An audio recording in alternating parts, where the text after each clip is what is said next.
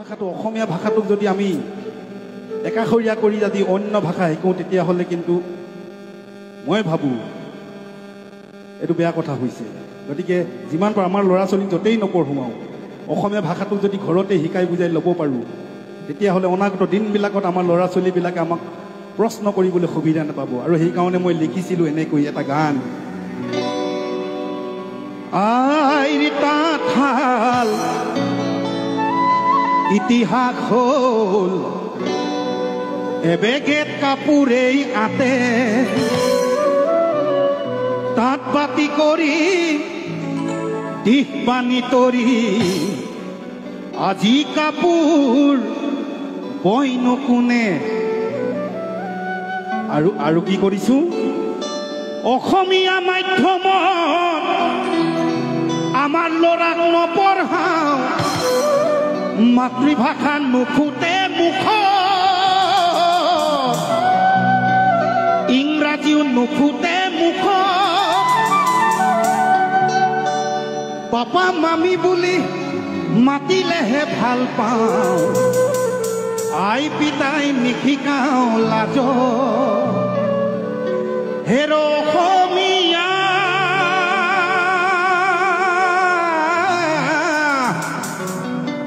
ইতিহাস থহিয়াইছা, ভুল নুবুজিবি মোক, নিজৰ সংস্কৃতিক অমান্য নকৰিবি, কমাই দে পশ্চিমীয়া ভুল।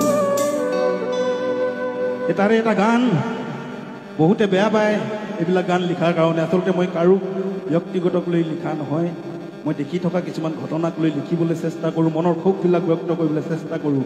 গতিকে মোৰ গাঁৱতো আছে এনেকুৱা ধৰণৰ কথাবিলাক। লুইতখন ধৰিলে বিষ মেটেকাৰে, পাৰত ধৰিলে যাব, পশ্চিমৰ বতাহজাক শুবলৈ বলিছে, তাৰ জানো ৰাখিছ খবৰ। হেৰ অসমীয়া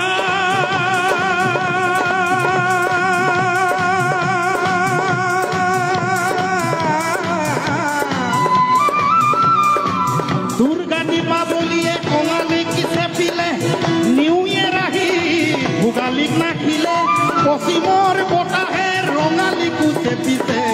অসমীয়া জাতি আমি কোন দিশে, অসমীয়া জাতি বাৰু কোন দিশে। লুইখন ধৰিলে বিষ মেটেকাৰে, পাৰত ধৰিলে যাব, পশ্চিমৰ বতাহজাক শুবলৈ বলিছে, তাৰ জানো ৰাখিছ খবৰ।